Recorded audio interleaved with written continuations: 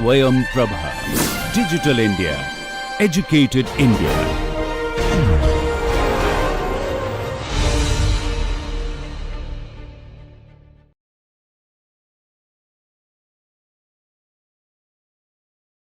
So welcome back. So last time we had left off at this location where we were trying to use ImageJ.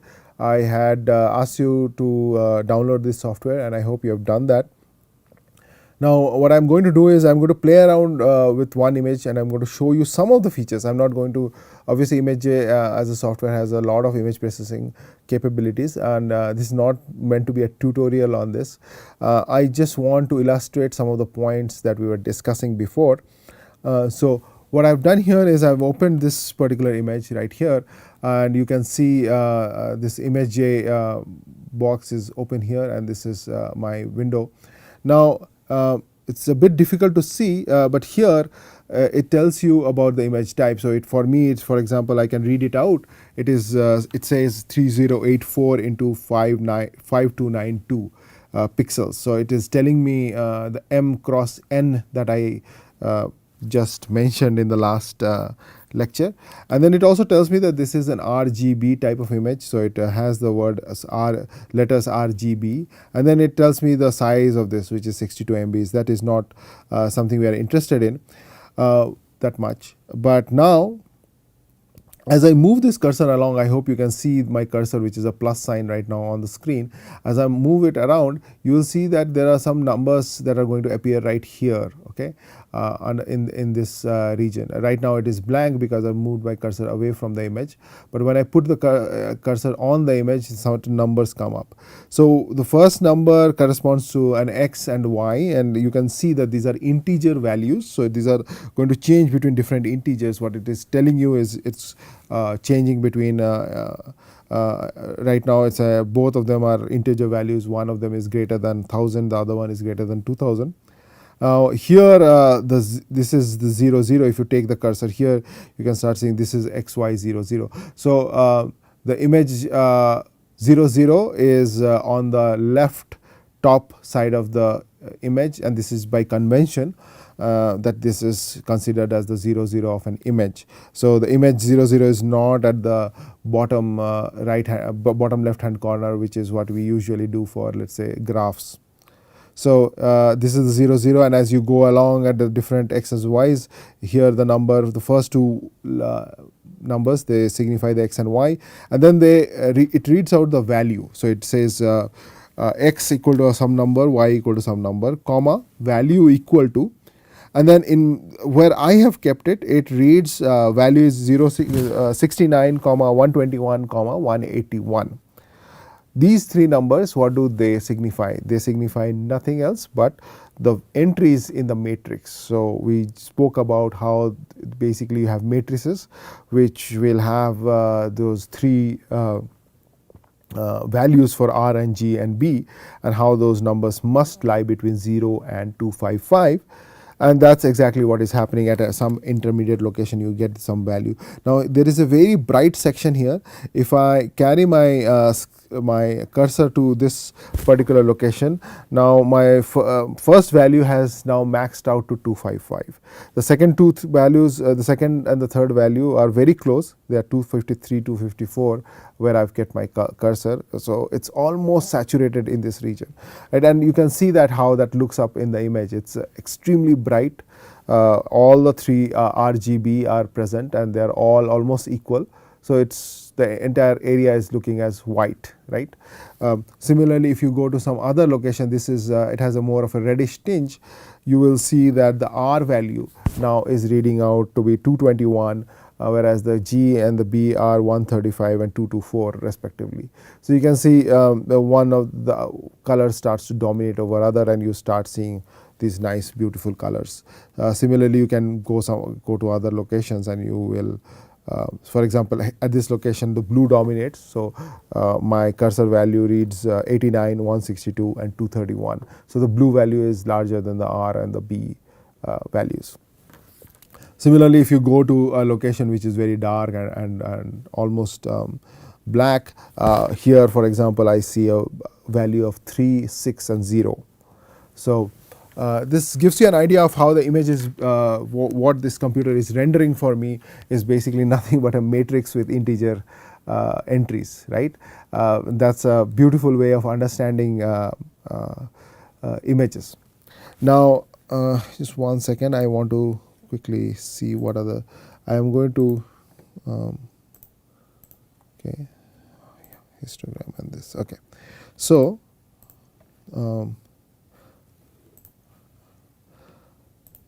what I am going to do now, so now I can do a lot of different things here with the image, and some of the things include, for example, I will be able to wait just one second, I am going to find the correct, okay. So, if I go under analyze, I see there is a drop down menu, and one of the drop down menu reads histogram. So, this when I do this, it is nothing but a histogram of the values between 0 and 255. You do not see R, G and B separately because it is sort of mixed together here into flattened out into a grayscale value. So, you can, it tells you that this is the, on the y axis you have a relative frequency of sorts, relative frequency actually, and on the x axis you have the minimum and the maximum value that can be stored, again all integers. So, these are bins, and if you plot this, it looks something like this curve. So, it also tells you that there is a, for example, a fair bit of pixels with values close to 255 or saturation, right, which is what you also see in the image. There is saturation here. There is also images where, some pixels which are close to 0, and some of the other pixels they are all in between. Now, if you wanted to see, for example, if I draw this rectangle here, and then I want to go to, let us say, image, and okay, wait a second, and yeah, no, sorry, if I go to analyze and then I say plot profile, okay, it plots out this curve for me.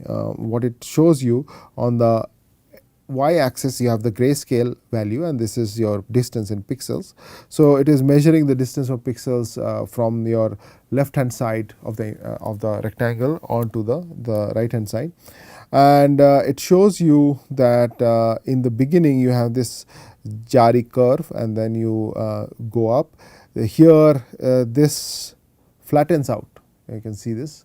This is your pixel saturation. So, the pixels have saturated with the high value of 255.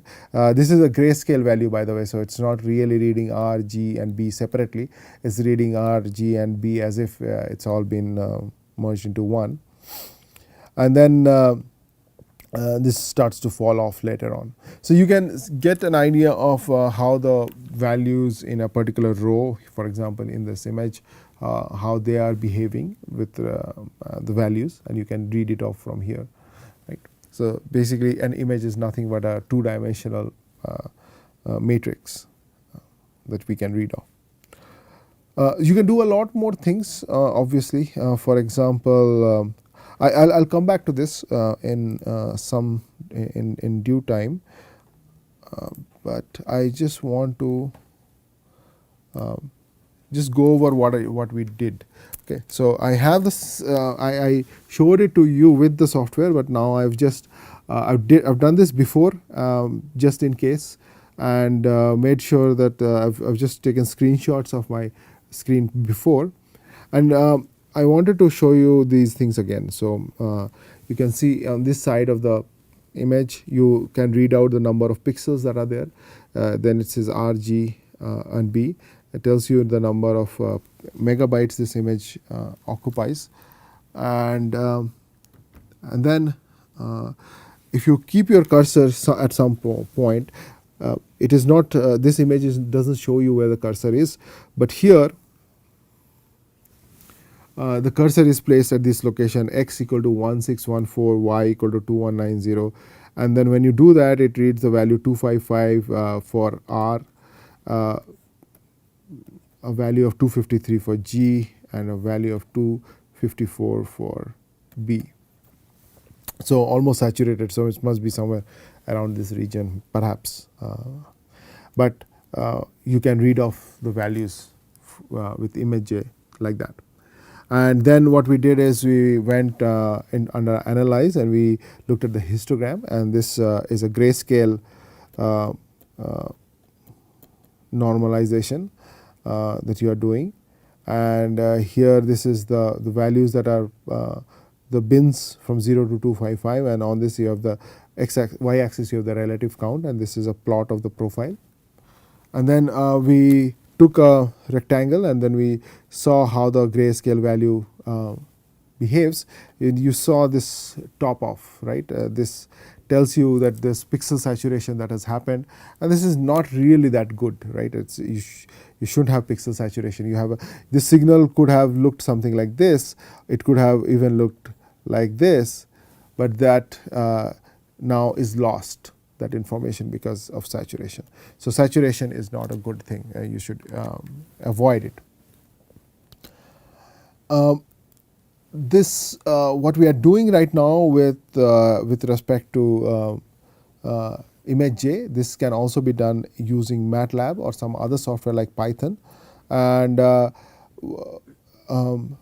one of the advantages of other softwares is that you can now start writing your own code. I mean, what you have is essentially a matrix, right? So if you can extract the matrix out, then you can start doing a lot of operations on them.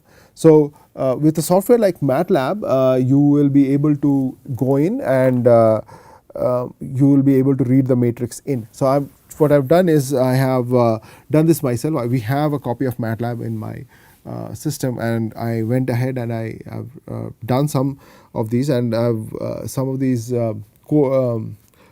commands I have written down for you so that you might want to use it. If you do not have subscription to MATLAB, you can also use open source softwares like Python. You'll need an appropriate image processing toolbox to be able to handle images, but you should be able to do something similar over there. So what I've done here now, I have used the same image that I've shown you with image J, and I have read it using the command called imread. Okay, so imread is image read basically, and I have read it so that I have called my matrix I as imread whatever my name, right, of the image. In this case it is Orion Nebula for class.jpg. And then what it does is once you enter this command, it will, so the image is obviously in the same folder in which I am operating. So it reads that and it tells you here what it does. So I now is a matrix with m cross n, where m is 5292, and then this it also tells you the other value, and then it tells you into 3. So this tells you that the image is a color image, right? So this is a color image. But I've told you before, for many of our work, we actually don't have to use color images. We are good with monochrome images. So these color images are not always necessary. For many of our analysis, we'll see, actually for almost all our analysis, we'll see monochrome images are as good. So what I want to do is now, although the camera was a color camera, I want to convert everything to monochrome.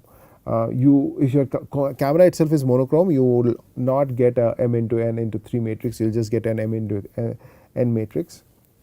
But in our case, we have this was from a color camera. So what I do is I write this command called igray, which is the name of a matrix, and then the actual command is rgb2gray. And as an input, I give it the I matrix, which I've already read and defined before. So now my I gray becomes an m into n matrix. And you can see it here on this side. It's the workspace is displayed. It says I gray and it says m into n, and there's u int 8. Okay, so this is 8-bit. It signifies that this is an 8-bit image. You can use tool commands like imtool, and when I do imtool and I put igray as my input, it reads this matrix igray and it renders it for you again as an image, right, which is what you often want to do. Once you do that, this ends up like, you'll end up like a box like this, where MATLAB has rendered the matrix as an image. and this is what it looks like. And I have my cursor again somewhere, and the cursor is at this location 155133494, and it tells me that there's a grayscale value of 251 at that location. So it's similar to the operation that we are doing at the ImageJ, where we are just changing our cursor location and we could read off the value at that place, right. So these are very good tools. Okay, so before I go to this part, I want to explain a few things. So we go back to our notes. Okay, now you saw that there are different ways in which you can different softwares that you can use. With a software like the ones I was using later, MATLAB, I could read the entire image as a matrix. So basically your images, so once you have access to the matrix,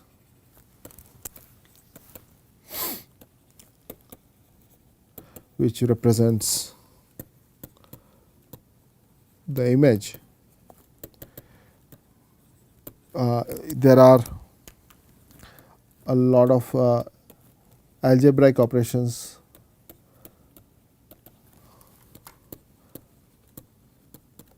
you can do. And this is interesting and very important. Okay. So for example, okay, let's say you had two images. Okay, so you have two images, I1 and I2, and you want to define a new image which is the sum.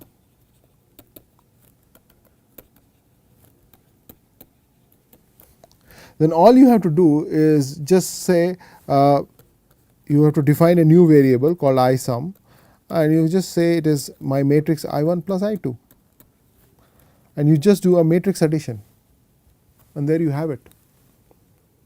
Right. So this is, you can see hopefully you can begin to see what kind of a powerful tool now you have once you have access to the actual matrix, right. So now, for example, if you wanted to do a background image subtraction, when I mean background, what I mean is this is a commonality between, let's say, background image subtraction for a sequence of n images, okay, n images, which means you have images I1, I2, I3 all the way up till In, and what you wanted to do is to figure out what is the exact commonality between all of them and subtract that out. Then what you could define is as a new averaged I. So let's say you want to do it from the ith image. So what I'll do is I'll do this particular algebraic operation where I define an averaged I as sorry, background subtracted I. This is not an average. So this is some my I dash, okay, is equal to II minus 1 by n II summed over all i's.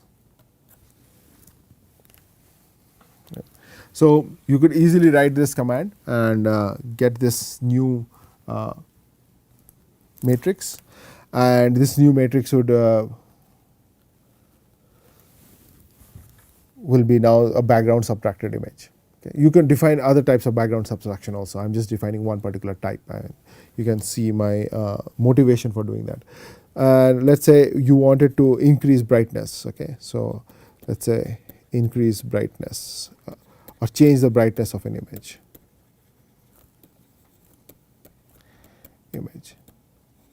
Then you define a new I dash as being equal to C times of I. Okay, where C is a number is not 0, is greater than 0. Then for C less than 1, between 0, you will get I dash, which is okay, let me put this here, sorry. So, if C is less than 1,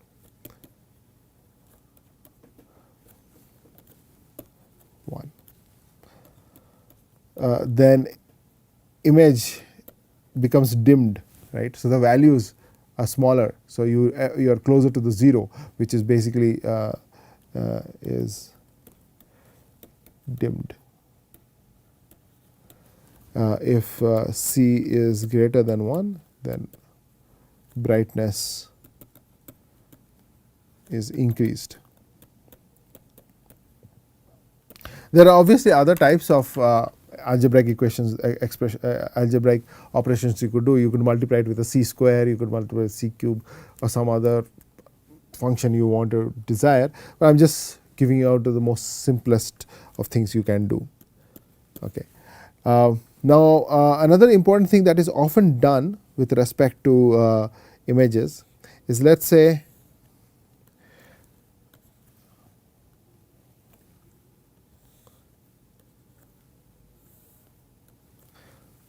okay. So, let us say this is your this is 0 and this is what I am going to draw is the image histogram. So, this is say 0 and this is 255. Okay. Let us say the original image is such that what you have is a histogram something like this. Okay. So, and this is obviously relative, y axis is some type of relative frequency. I am not writing it down for the second graph, it is the same thing. Okay. Then what you could do is you could map this old image to a new image such that this histogram now changes, and you end up with a curve like this. Okay. And what I have done is, whatever this value was, let us say this was some 50, and let us say this is some 220. Then I have stretched it out so that in the new image my 50 now corresponds to 0, and this 220 now corresponds to 255. So, you could use tools, for example, there are good tools like Photoshop which will allow you to do this kind of histogram stretching, and this is also called contrast stretching. The image at the bottom has a better contrast than the image at the top, and that is just done through managing the relative histogram, and that you can do by changing the transfer function. That allows, that is something tools that are there in many different softwares. Now, ImageJ also allows you to do that, and just let us take a look at how you might want to do something of that sort. So, let us just use ImageJ, and let us say you have this image, and what I am going to do is there is two ways.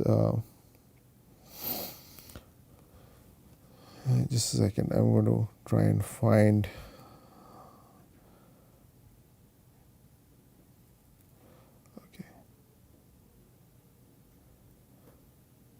Okay. So, if I go here under process, it allows me to do something called enhance contrast. Okay. Then it asks me for a number here. Maybe I will just change. Okay. Before I do this, 1 second, I want to have the histogram so that we can show the difference. Okay. And I had found the histograms where? So, here. Okay. So, this is the histogram of the original image. Now, if I go in and if I change, let us say, so maybe I will just go here and I will do enhance contrast, and maybe I will put some other number, some 10. I will do an equalize histogram. Okay, this has not changed the image much. Maybe do, or maybe not do the equalize histogram. It is not changing this image a whole lot.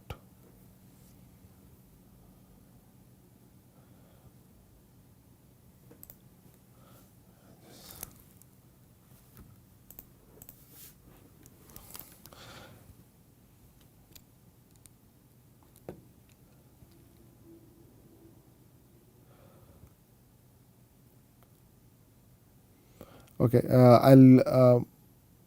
think I'm not able to find the exact. It appears that the version I have on my computer versus the version here is slightly different. Okay, so if you go ahead and start making certain changes to this image, yeah, if you look here, what it allows you to do, you can see there's a lot of different mathematical operations it allows you to do. Math, you have add, subtract, multiply, divide. Now, if you were wondering before, if you did not know the background of how images actually are, they're just matrices, this could set you off as to what exactly is happening. But now that you know what are the things you can, what is actually probably happening right behind the back in the software. You can also do Fourier analysis. Again, since it's just a set of numbers, you can do that. And there's a lot of other things you can do. For example, it allows you to do Gaussian blur and all that, and convolutions and all. So if I try to do a Gaussian blur, let's say 50, right? Okay, this, oh, it's showing up here. Okay, I don't know why I tried to do a Gaussian blur there. Wait. No, it is under math. Yeah, sorry. Gaussian blur. Okay, so you see this image has now gotten blurred, right? So the blurring process has done that. And if you go now and look at histogram, your histogram you see here is very, very different than the one you started out with. So the mathematical operation that you did on this has effectively changed the histogram quite a bit. So there are different, in image processing you want to be able to control this kind of a process. You want to be able to know exactly what type of histogram you want, and that sometimes comes from, the exact operation you want to do sort of depends upon the exact need that you have, which is very situation dependent. Now, I'm just going to go over some of the basic ones that we usually do, and there's one more. This is 4, so maybe I'll just do another one. There is a very common operation that people do, which is called thresholding. Now, the thresholding also you can define a complicated algorithm for that, but usually a simple thresholding operation is you look at the pixel value and you define a certain threshold, and if the value at that pixel, okay, at that particular pixel is greater than the threshold, then you set the value of pixel to the max. So in this case it is 255, right? So else, so if it is not greater than the threshold, then you set the value to be 0.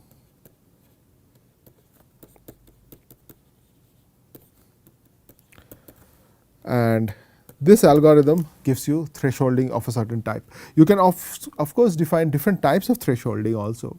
So you could potentially define a thresholding where you leave the pixel value as is if it is below the threshold, or you need not have to go it to the maximum, right? Your threshold value could be different for R, G, B, etc.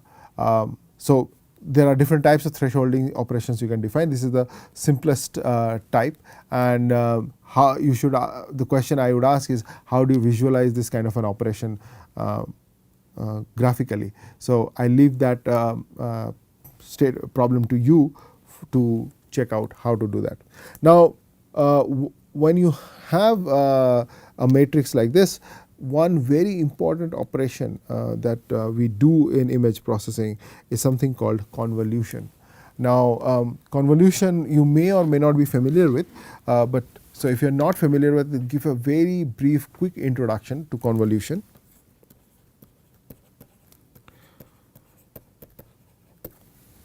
Okay.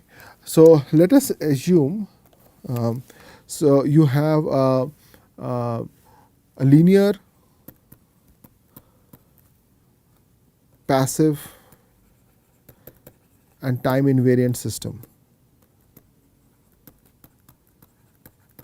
Time invariant meaning how it is changing the input and output. So let's say you have a system like that.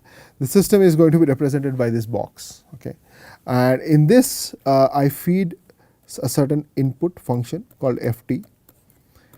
This is my input function, and I want a certain output function, or I get a certain output function from the system. And what kind of a system is this? It is linear, passive and time invariant system. Then if I had to calculate this fyt for an arbitrary input ft, then what is usually done is you do this same experiment, but first you feed it the delta or the impulse function, okay, as an input, and you should get some output, right. So this is also called the impulse response.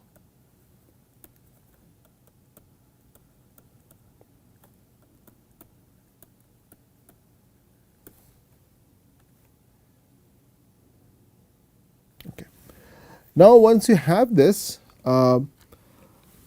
theory says that my yt, which is my output that I wanted to calculate, this is given as a convolution between this impulse response function and my ft. Okay. Now in the case of continuous functions, this convolution is defined as this integral, where this goes from minus infinity to plus infinity, my tau. So I define a dummy variable for myself, and this is now becomes f tau, and this becomes h t minus tau d tau. Okay. I'm not going to go into the details of how this really comes about, because that goes into the theoretical idea. But if you had to think of it simplistically, what basically it's doing is it's evaluating the impulse response function and then deciding that, okay, my response is nothing but this summed over in an integral sense, it's summed over the input function ft, ht summed multiplied with ft, and that sort of summed over in an integral sense. Now this is for a continuous case. For discrete cases,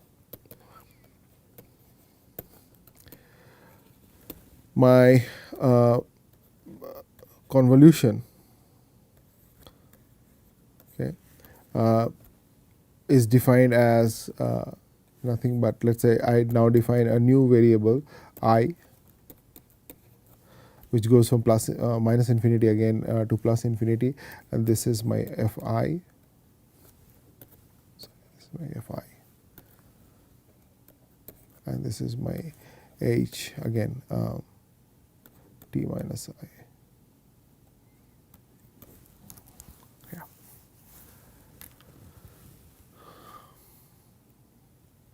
Now interestingly, when you have causal systems, the upper limit in this integrals cannot go up till infinity. Okay, so in causal systems, this upper limit is restricted to t in causal systems, which means that my future. So if you integrate from minus infinity to plus infinity, if you are thinking of tau as a time thing, then your future functions are impacting the current, and that you don't allow. So then you restrict the top here to t, and similarly in this particular case, right.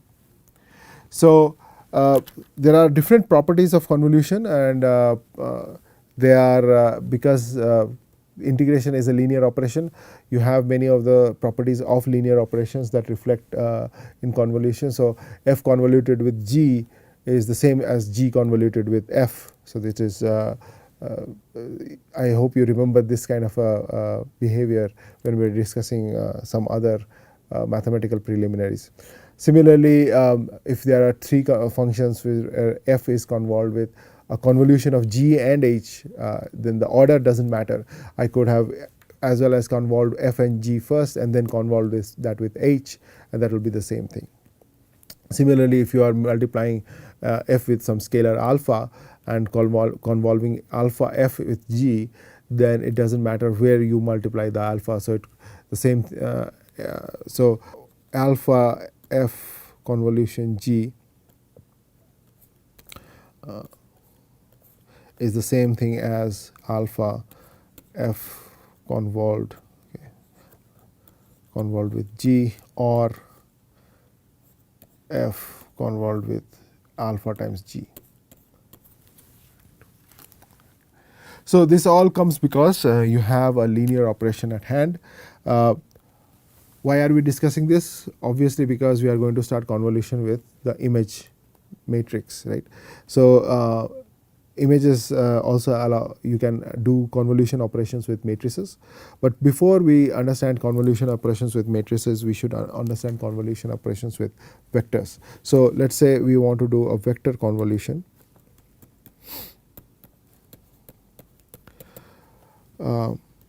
Where let's say you have a vector, a row vector, A is a row vector with m entries,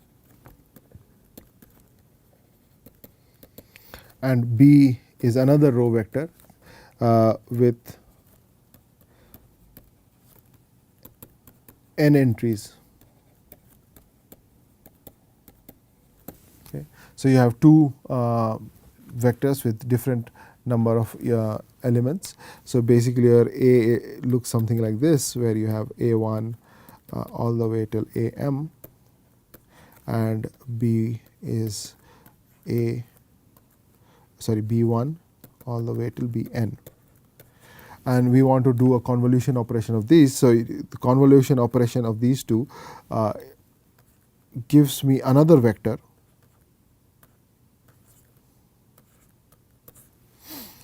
and this vector is essentially another vector with C1 some elements.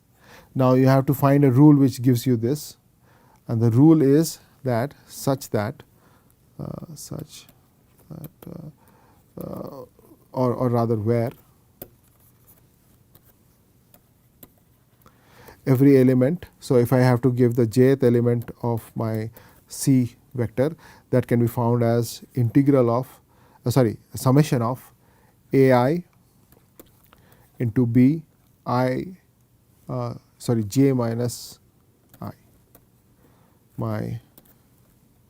This is my j minus I. This I am doing just simply by sort of copying the discrete version right here, except that now since these are vectors, I have to do a +1, because the 0th element doesn't mean anything with respect to vectors. The first element is 1, so I have to do a +1, and this is I from all the way minus infinity to the element j, okay, for causality.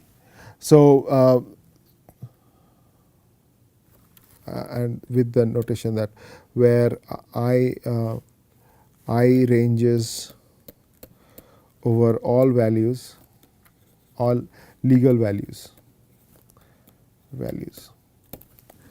So I cannot have minus infinity, because when I am dealing with vectors, there's no entry called minus infinity there. You have entries from 1, 2, 3, 4, right? So you cannot take arbitrary i's. That's what it means. Okay. Similarly, you can do a convolution of vector of matrices. Now, two-dimensional, so 2D convolution, discrete convolution looks like this.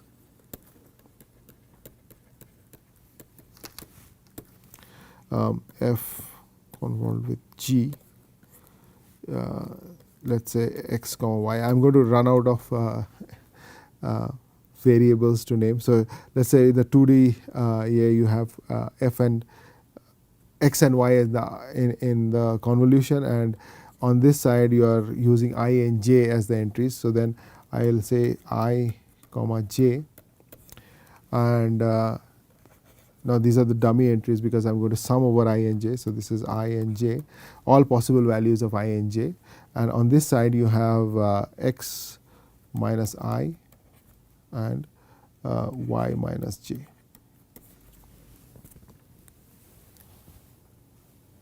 Right.